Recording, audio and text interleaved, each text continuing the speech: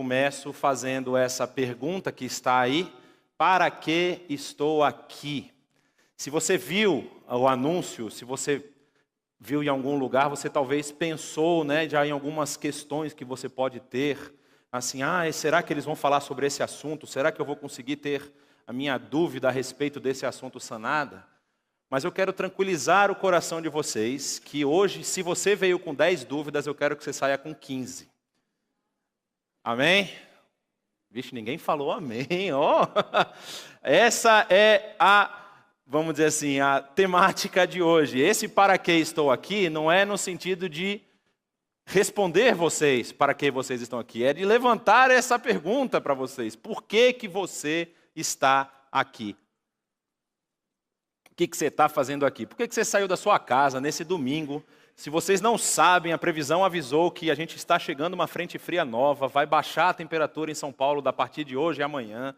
O que fez você sair debaixo da sua coberta, vir para cá? Por que que você fez isso? Por que que amanhã você vai levantar para trabalhar? Por que que você faz o que você faz na sua vida? E é muito interessante porque o livro de Eclesiastes, ele já foi chamado de o livro mais mal-humorado da Bíblia, né? O livro de Eclesiastes, ele tem uma mensagem muito importante. Então eu queria aqui, na primeira coisa que eu vou falar, fazer um trato com vocês. O trato é o seguinte: não parem na metade ou no início. Se eu falar aqui e for muito ruim, vocês persistam, por favor. Porque o Saião vai falar depois, aí vai melhorar. Aí, assim, não parem, porque o livro só faz sentido se você ler ele na completude, se você estudar ele como um todo. Se você parar no meio do caminho, realmente você vai ter muito mais dúvidas do que respostas no final dessa jornada. E, falando um pouco sobre o livro de Eclesiastes, esse é um livro cuja autoria é atribuída a Salomão, o rei Salomão, filho de Davi. Primeira frase do livro, a gente vai ver daqui a pouco, ele fala que ele era filho de Davi, rei em Jerusalém. O que não significa 100% que é uma referência só a Salomão. Na verdade, quando se fala filho no hebraico, pode significar também da linhagem. Então, não necessariamente poderia ser Salomão, poderia ser Roboão, filho de Salomão, ou alguém da linhagem salomônica. Mas é muito provável que tenha sido ele, porque há outras referências que apontam para essa possibilidade dentro do próprio livro. Se a gente entende que Salomão é o autor desse livro, nós temos que datá-lo aí do final do reinado dele, porque nós percebemos que a temática que o autor tenta trabalhar é uma temática de final de vida, de final de curso. Ele chegou, olha, eu fiz um monte de coisa, estou aqui olhando para os meus anos vividos e o que adiantou? Como vocês viram aí, o tema é uma análise desse mestre. O local provavelmente foi Jerusalém, se é de Salomão que nós estamos falando. E o tema do livro como um todo é uma análise de um mestre que é chamado de Kohelet.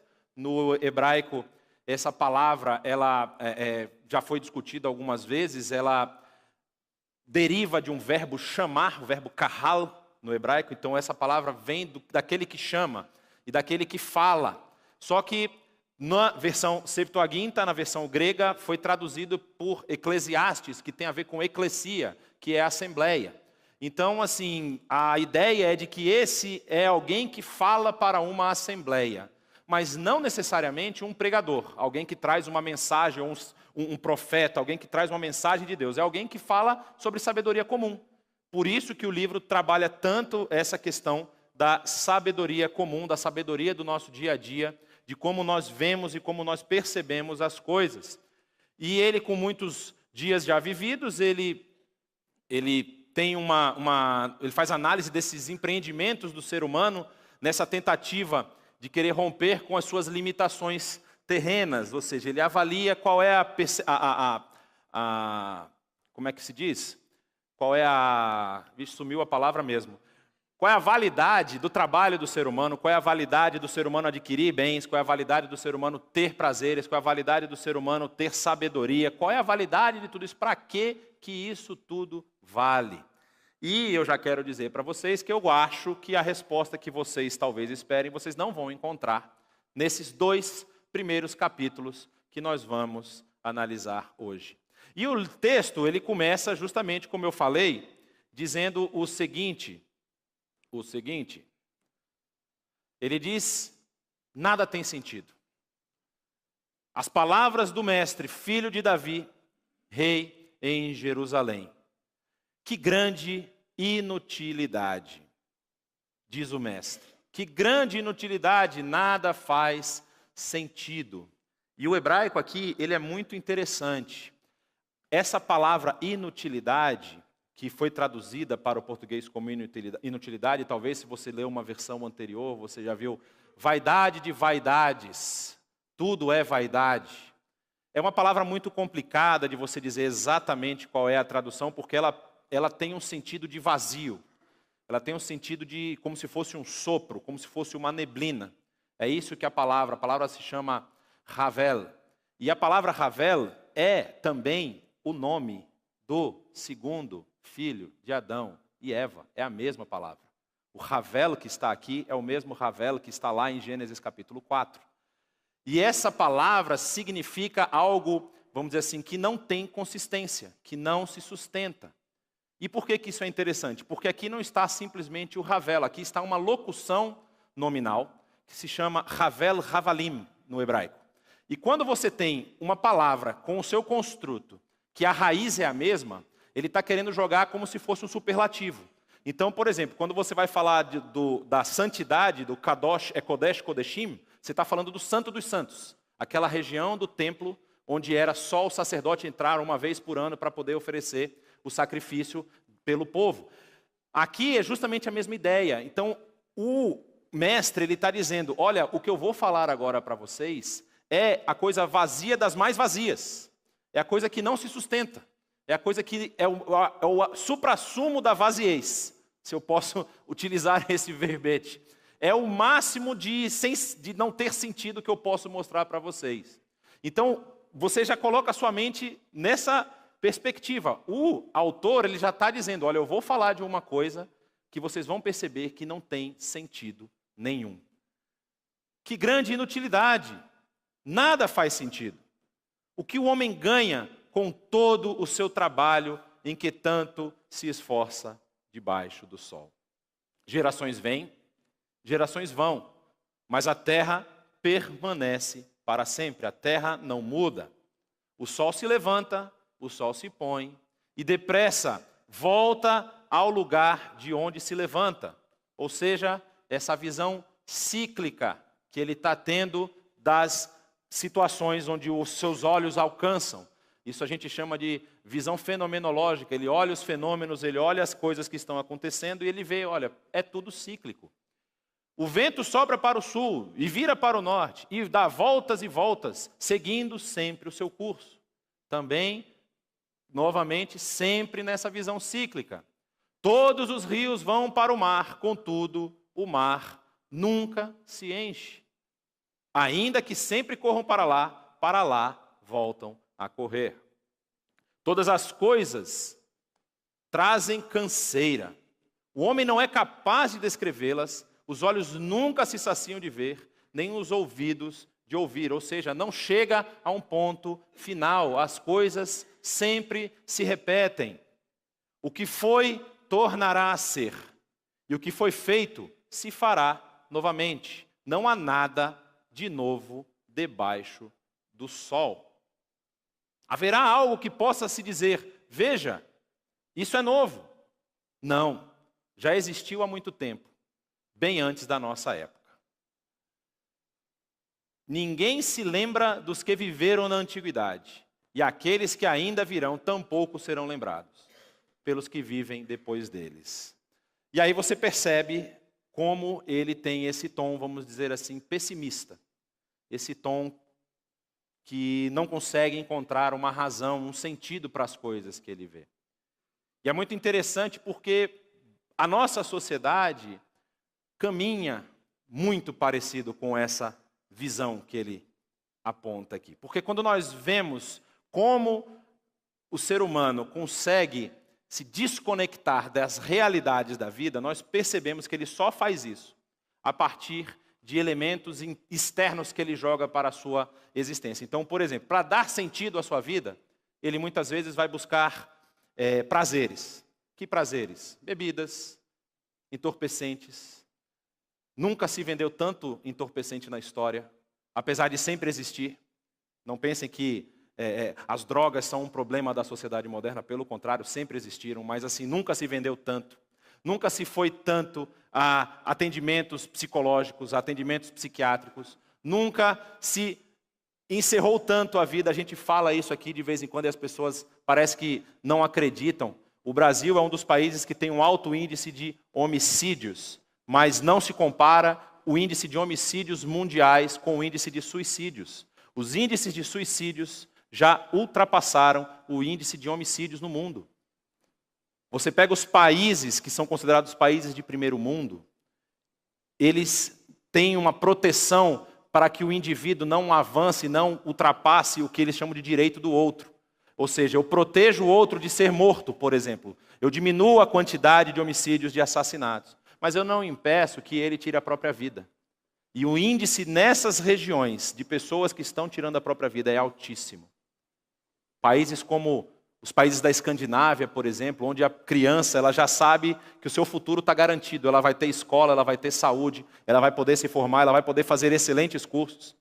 Ela vai poder fazer mestrado, vai poder fazer doutorado, vai poder se tornar sábio, vai poder adquirir conhecimento. São países onde o índice é assustador de jovens perdendo a própria vida, tirando a própria vida, porque não encontram sentido na sua existência.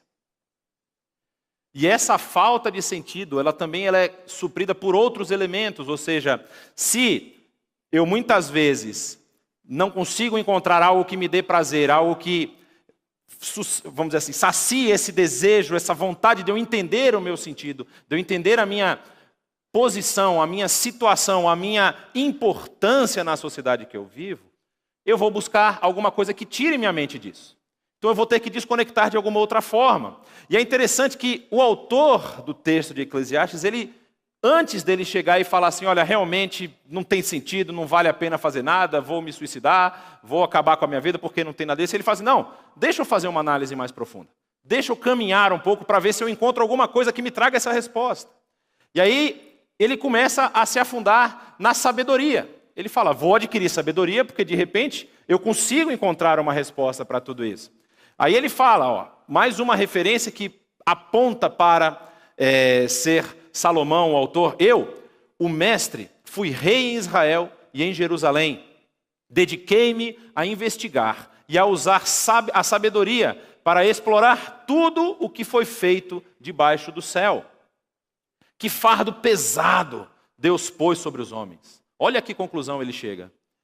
Tendo visto tudo o que foi feito debaixo do sol, tudo é inútil e é correr atrás do vento. O que é torto não se pode endireitar. O que está faltando não se pode ser contado. Fiquei pensando, eu me tornei famoso e ultrapassei em sabedoria todos os que governaram Jerusalém antes de mim. De fato, adquiri muita sabedoria e conhecimento. Por isso, me esforcei para compreender a sabedoria, bem como a loucura e a insensatez. Então ele fala, bom, ser sábio não está adiantando, então vamos ver se de repente ser louco traz alguma resposta, traz algum sentido. Mas eu aprendi que isso também é correr atrás do vento. Pois quanto maior a sabedoria, maior o sofrimento. Quanto maior o conhecimento, maior o desgosto. Quem já ouviu aquele ditado, né? Ignorância é uma bênção. Quanto mais você sabe, mais você carrega, maior é a sua responsabilidade. E isso vai pesando sobre os seus ombros, isso vai causando, vamos dizer assim, uma sensação de vaziez, porque muitas vezes você tem conhecimento, mas você não consegue mudar a situação.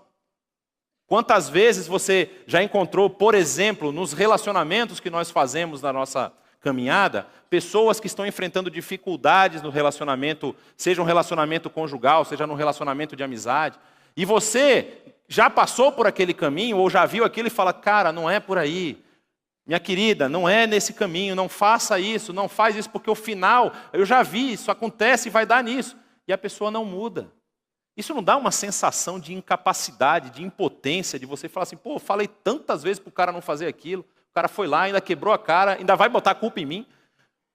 Parece que a gente não consegue agir com aquilo que nos foi dado, com o conhecimento que nós adquirimos. Muitas vezes nós nos frustramos porque a situação que nós tentamos mudar, que nós adquirimos esse conhecimento, que nós temos essa sabedoria, como diz o texto, nós não conseguimos colocar isso na prática. E isso é frustrante. Aí dá para entender o autor. Ele que ultrapassou todos antes dele em conhecimento e em sabedoria, não conseguiu encontrar um sentido, não conseguiu encontrar algo que trouxesse paz para o seu coração. E aí, depois de ter visto a sabedoria e entender ou chegar a essa conclusão de que ter sabedoria não tem assim uma resposta agradável para o seu questionamento, ele continua procurando em outros lugares. Fala, bom, a sabedoria não me trouxe a resposta que eu gostaria. Então, vou tentar agora nos prazeres. Vou parar um pouco de buscar esse conhecimento e vou ver se saciando os prazeres, os desejos da minha carne, os desejos do meu corpo, se eu consigo encontrar uma resposta. E aí ele continua, eu disse a mim mesmo, venha, que beleza, né? Eu disse a mim mesmo. Que bom se a gente pudesse fazer assim, ó, venha, vamos aproveitar, eu mesmo aproveitar os prazeres. Se a gente tivesse, vamos dizer assim, essa autoridade para resolver o nosso problema simplesmente falando com nós mesmos. Não seria nem um pouco de esquizofrenia, mas enfim. Experimente a alegria, descubra as coisas boas da vida. E quantas vezes a gente tenta fazer isso? Já que eu estou trabalhando que nem um condenado, estou estudando que nem um servo, um escravo, e não estou conseguindo, então eu vou abandonar tudo, vou chutar tudo para cima e vou só viver nos prazeres. Lembra do jovem, do filho pródigo? O que o filho pródigo faz com o que ele recebe da herança do pai? Ele vai buscar conhecimento? Ele vai fazer um grande empreendimento comercial? Não, ele vai buscar os prazeres da vida. E aí ele diz, mas isso também se revelou inútil. Eu concluí que rir é loucura e a alegria de nada vale. Decidi então me entregar ao vinho e à extravagância, mantendo, porém, a mente orientada pela sabedoria. Ele não, vamos dizer assim, rasga tudo, joga para cima, começa a xingar Deus, fala Deus não existe, não faz nada disso. Vocês lembram que quando a gente falou sobre provérbios há uns tempos atrás, a gente disse que o princípio do conhecimento e da sabedoria é o temor do Senhor. E isso ele não perde. Isso é muito interessante. Ele apresenta esses questionamentos, essas dúvidas, mas ele não rompe com, vamos dizer assim, a sua ligação prioritária e primordial com Deus. E aí ele continua dizendo, eu queria saber o que vale a pena debaixo do céu nos poucos dias da vida humana. Lancei-me a grandes projetos. Percebam, ele começa falando dos prazeres, vamos dizer assim, da carne, os prazeres do seu sentido, das suas inclinações da carne. Então ele fala dos vinhos, da extravagância. Depois ele começa a pensar em empreendimento. Será que se eu fizer o meu nome conhecido, se eu fizer o meu nome famoso, eu vou ter um sentido para a minha vida? Construí casas, plantei vinhas para mim, fiz jardins e pomares, e neles plantei todo tipo de árvore frutífera. Construí também reservatórios para irrigar os meus bosques verdejantes. Comprei escravos e escravas, e tive escravos que nasceram em minha casa. Além disso, tive também mais bois e ovelhas que todos os que vieram antes de mim em Jerusalém. Fiquei muito rico. Consegui acumular muitos recursos, muito dinheiro. Ajuntei para mim prata e ouro, tesouros de reis e de províncias. Servi-me de cantores e cantoras, mais uma vez a parte lúdica, a parte artística do seu coração, querendo se saciar. Cantores e cantoras também de um harém. Olha aí, não estou dando ideias. As delícias dos homens. O problema é que ele juntou um harém, depois ele descobriu que ele tinha as sogras, aí deu errado. Brincadeira, amo minha sogra. Fez tudo o que ele podia. Tudo que os prazeres podiam trazer para ele, ele tentou. E aí o que ele chegou? Tornei-me mais famoso e poderoso do que todos os que viveram em Jerusalém antes de mim, conservando comigo a minha sabedoria. E ainda assim, ele não conseguiu encontrar o sentido para a vida dele. E isso muitas vezes reflete um pouco do que nós vivemos no dia a dia. Por que nós corremos atrás de recursos? Por que nós corremos atrás de prazer? O que nós estamos tentando fazer com isso? Como nós temos agido com as coisas que são colocadas diante de nós? Nós agimos e batalhamos e lutamos para crescer, lutamos para ter mais recursos, para o nosso próprio prazer e para o nosso próprio deleite? Será que é aí que nós vamos encontrar um sentido para a nossa vida? Será que aí nós vamos encontrar respostas para esses questionamentos que muitas vezes latejam dentro da gente?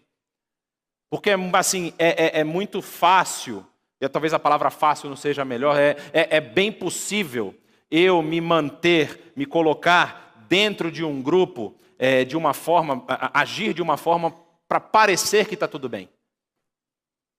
Porque eu consigo esconder as minhas inquietações, os meus problemas, os meus dilemas no público. Mas quando eu coloco a minha cabeça no travesseiro, quando nem a minha esposa sabe o que eu estou pensando do meu lado, quando eu estou sozinho à noite, que pensamentos têm passado na minha vida? Quais têm sido os meus questionamentos? Quais têm sido as minhas dúvidas? Será que eu encontro um sentido para tudo aquilo que eu estou fazendo a cada dia? Essa era a preocupação do autor. Era isso que ele estava tentando encontrar. E aqui, assim, eu gosto muito desse ditado, que eu realmente não sei de quem é, se é um ditado chinês, se não é chinês, não sei. Mas diz que as pessoas inteligentes, elas aprendem com os próprios erros. Mas a pessoa sábia aprende com o erro dos outros. E aqui você tem uma oportunidade de não aprender com o erro, mas com uma experiência. Será que correr atrás de bens, correr atrás de prazeres, correr atrás de ter o seu nome reconhecido, correr atrás de sabedoria, vai saciar essa possível dúvida de existencial que está dentro de mim? Ele continua falando o seguinte: não neguei nada, não me neguei nada que os meus olhos desejaram. Não me recusei a dar prazer algum ao meu coração. Na verdade, eu me alegrei em todo o meu trabalho. Esta foi a recompensa de todo o meu esforço. E aqui tem um recado. Muitas vezes a gente pode pensar que o trabalho é enfadonho, que o trabalho vamos dizer assim, nos castiga, que o trabalho é uma punição de Deus para nós. Mas há a possibilidade de você se alegrar no seu trabalho, se alegrar com o fruto do seu trabalho. E ele ainda diz, essa foi a recompensa de todo o meu esforço. Isso foi o que Deus deixou para mim como recompensa. Eu posso me alegrar com as coisas do meu trabalho. Não são apenas, vamos dizer assim, um peso, uma carga que Deus lançou em nós. Só que isso não responde o sentido de estar aqui. Trabalhar, trabalhar, trabalhar. E nós no Brasil que temos uma cultura muito, vamos dizer assim, arraigada de já trabalho pensando na aposentadoria. Eu entro na empresa pensando no dia que eu vou sair e não precisar voltar mais. Então eu faço esse período de trabalho como sendo realmente um fardo. Eu preciso acumular aqui enquanto eu estiver trabalhando para quando eu chegar no meu período, no meu prazo, eu largar isso aqui tudo e nunca mais querer voltar. Isso é uma coisa que faz parte da cultura brasileira. E aí você vai para alguns lugares no mundo onde tem gente de 60, 70, 80 anos trabalhando e trabalhando feliz, porque ele acha que aquele esforço, aquele negócio não é um peso sobre si. Simplesmente é algo que ele faz durante a sua atividade, a sua caminhada que está aqui. Ele não trabalha em função, vamos dizer assim, de adquirir recursos e riquezas para buscar os prazeres que vão trazer sentido à sua vida. Ele rompeu com esse ciclo. O problema é que quando a gente normalmente não pensa nisso, mas quando nós participamos, como aconteceu ontem com alguns aqui, de estarmos num ambiente de sepultamento, nós tivemos ontem num sepultamento e você começa a pensar. É interessante que lá na frente, eu vou dar um pulo aqui, capítulo 7 de Eclesiastes, tem um verso, acho que é o verso 2, que fala o seguinte: há mais sabedoria numa casa em luto do que numa casa em festa, porque a morte é o destino de todos os homens. E é importante que os vivos meditem sobre isso. Nós fazemos as coisas sem contabilizar os nossos dias, sem pensar direito quanto tempo nós ainda temos. E quando chega o final da vida, seja por uma doença que se estende por longos meses, seja por uma interrupção abrupta, por um acidente, por alguma coisa, você não tem mais tempo. Acabou. Chegou o final. E você vai se lamentar, você pode chegar a pensar, você não, todos nós, né? Eu também posso me lamentar e falar, poxa, vivi a vida inteira e não produzi nada. Para que serviu a minha vida? Por que eu estou aqui? E a resposta não vem. E aí, ele continua. Contudo, quando avaliei tudo que as minhas mãos haviam feito e o trabalho que tanto me esforcei para realizar, percebi que tudo foi inútil, foi correr atrás do vento. Não há nenhum proveito no que se faz debaixo do sol. E então passei a refletir sobre a sabedoria, a loucura e a insensatez, voltando àquele tema do capítulo anterior.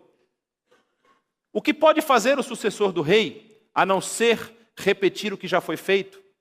Percebi que a sabedoria é melhor que a insensatez, assim como a luz é melhor do que as trevas. E aqui ele vai dando algumas nuances de como a sua vida pode realmente ser um pouco melhor. Apesar de não responder por que ele está aqui. Mas ele fala assim, é melhor você viver com sabedoria do que você viver com loucura. Porque é melhor você caminhar num lugar que está iluminado, como ele diz, como a luz, do que você caminhar num lugar completamente escuro e não saber o que está na sua frente, onde você vai enfiar seu pé, como você vai andar. O homem sábio tem olhos que enxergam, mas o tolo anda nas trevas. E aí ele chega a uma conclusão, que é a conclusão cíclica. Todavia percebi que os dois têm o mesmo destino. Aí fiquei pensando, o que acontece ao tolo também me acontecerá. Que proveito eu tive em ser sábio? Além de você ter uma caminhada mais tranquila, vamos dizer assim. Então eu disse a mim mesmo, isso não faz o menor sentido. Nem o sábio, nem o tolo serão lembrados para sempre. No caso, se foi Salomão, ele foi lembrado para sempre. Assim, eu acho que ele não viveu o futuro para saber, porque a gente lembra dele até hoje. Nos dias futuros, ambos serão esquecidos. Como pode o sábio morrer como o tolo morre? E aqui aparece uma pergunta meio indignada dele, assim, gente, eu vivi com sabedoria, eu caminhei um caminho de sensatez, um caminho que não fiz loucuras, mas o meu destino e o destino do tolo que viveu como um doido, que gastou tudo o que tinha, que fez um monte de maluquice é o mesmo. Como é que eu posso ter vivido dessa forma, vamos dizer assim, digna, e ter o mesmo destino daquele que teve uma vida indigna? Isso serve para nos mostrar que a forma como nós caminhamos não é, vamos dizer assim, o que vai pesar no final das contas. Não é isso, não é a forma como nós agimos, as coisas que nós fazemos, isso não vai pesar no final das contas. Isso não vai ser o que vai definir o destino diferente do sábio e do tolo. Porque o destino dos dois nessa vida é o mesmo. E ele continua dizendo, por isso eu desprezei a vida, pois o trabalho que se faz debaixo do sol pareceu-me muito pesado. Tudo era inútil, era correr atrás do vento. Desprezei todas as coisas pelas quais eu tanto me esforçara debaixo do sol, pois terei que deixá-los para aquele que me suceder. E talvez aqui entre essa crise que ele está apresentando. Porque o que acontece? Quem pode dizer se ele será sábio ou será tolo? Imagine a frustração de um homem que chegou aonde ele chegou, que conquistou o que ele conquistou, que juntou as riquezas que ele juntou, que foi sábio, que deu conselhos, que fez alianças. E aí ele chega no final da vida e falou, vou deixar isso tudo para essa pessoa aqui, para o meu filho, que é um maluco, que faz um monte de besteira, que não me obedece, que tem ideias tão diferentes da minha. De que me adiantou fazer todo aquele esforço? Todavia, terá domínio sobre tudo o que realizei com o meu trabalho e com a minha sabedoria debaixo do sol. Isso também não faz sentido. Cheguei ao ponto de me desesperar por todo o trabalho no qual tanto me esforcei debaixo do sol. E quando nós paramos para pensar, quando nós olhamos desse ponto de vista, dessa perspectiva, nós também chegamos ao desespero. Será que tudo o que eu estou fazendo aqui, será que todo o esforço, o meu planejamento dos próximos 5 anos, dos próximos 10 anos, o planejamento que eu tracei para a minha vida, será que isso vai ter algum resultado positivo? Será que isso vai se tornar em alguma coisa, vamos dizer assim, que vai me trazer agrado, que vai me dar sentido à minha existência? E aí ele continua dizendo: pois um homem pode realizar o seu trabalho com sabedoria, conhecimento e habilidade, mas terá que deixar tudo o que possui como herança para alguém que não se esforçou por aquilo. Aí ele começa a colocar essas questões na pauta. Ele fala: poxa, eu me esforcei tanto, trabalhei tanto, juntei tanto com sabedoria, conhecimento e habilidade, mas vai ficar tudo para o próximo. Eu não consegui aumentar os meus dias de vida com tudo isso que eu fiz. Será que faz sentido eu me esforçar tanto? Será que faz sentido eu trabalhar tanto para juntar tantas coisas, conhecimento e riqueza, e depois ter que deixar isso tudo para alguém? Isso também é um absurdo e é uma grande injustiça. Que proveito tem o homem de todo o esforço e de toda a ansiedade com que trabalha debaixo do sol? Você fica ansioso por conta dos seus filhos? Você fica ansioso pensando se você morresse hoje, eles teriam alguma coisa para dar continuidade na vida deles? Qual pai que, amando os seus filhos, não se preocupa com o futuro deles? Não se preocupa com o bem-estar deles, não só agora, mas na posteridade? E aí o cara diz: isso não adianta de nada. Estão com mais dúvidas? Calma que ainda não acabou. Parece que nada faz sentido mesmo. Parece que a nossa vida é uma inutilidade. E aí ele continua: durante toda a sua vida, seu trabalho é pura dor e tristeza. Mesmo à noite, a sua mente não descansa. Isso também é absurdo. Para o homem, não existe nada melhor. Aqui vai um pouco de alento para o seu coração com dúvidas agora. Para o homem não existe nada melhor do que comer, beber e encontrar prazer em seu trabalho. E vi que isso vem da mão de Deus. Então, nessa vida que você vive hoje, não há nada melhor que você comer, beber, e eu sou testemunha disso, e encontrar prazer no seu trabalho. Isso é o que Deus tem dado a cada um de nós. E quem aproveitou melhor as comidas e os prazeres do que eu? Ao homem que o agrada, Deus dá sabedoria, conhecimento e felicidade. Quanto ao pecador, olha que importante lição nós tiramos desse final. Deus o encarrega de ajuntar e armazenar riquezas para entregá-las a quem o agrada. É por isso que eu peço desculpa para Deus. Não é, Renato? Porque eu tenho que agradar a Deus, porque os outros vão juntar dinheiro para mim. Isso é uma piada interna aqui, que um dia eu pedi desculpa para Deus numa oração. Até hoje eles não me deixam passar por isso. Mas é isso. Quando você tenta estar do lado bom de Deus, do lado do seu amor e da sua misericórdia, e como é que você faz isso? Tentando obedecer os seus preceitos, os seus mandamentos, não porque você vai ser bonzinho e vai ter feito uma coisa boa diante de Deus, mas simplesmente porque você reconhece a autoridade dele, Deus lhe dá sabedoria, conhecimento e felicidade. E os outros que estão trabalhando, ajuntando coisas, vão ter o mesmo destino que você vai ter, só que eles vão deixar essas coisas para você. Isso também é inútil e é correr atrás do vento. Aqui acaba o capítulo 2, tem cenas ainda para frente, mas parece para nós que esse início desse livro é um início bem, vamos dizer assim, não promissor, o contrário de promissor, né? Desesperador. Parece que se você parar aqui, você fala: realmente, tudo que eu fiz até hoje não vale de nada, não presta para nada, não tem valor nenhum. Vou acabar com esse negócio, vou me jogar da ponte, vou fazer sei lá o quê, porque é melhor acabar com esse sofrimento, com essa dificuldade, eu tenho que trabalhar, tenho esse peso, tenho o peso da ansiedade sobre mim. Só que, para não deixar vocês saírem daqui com, vamos dizer assim, sem uma luz, um caminho, que eu acho que seria irresponsável da minha parte, eu queria chamar a atenção, talvez você tenha prestado atenção nisso, já tenha percebido, Mas eu queria chamar a atenção para vocês para um detalhe desse trecho. Tem um detalhe muito importante. 11 vezes acontece nesse pedaço que nós lemos, acontecem outras vezes durante o livro, mas 11 vezes acontece essa expressão ali. Ó.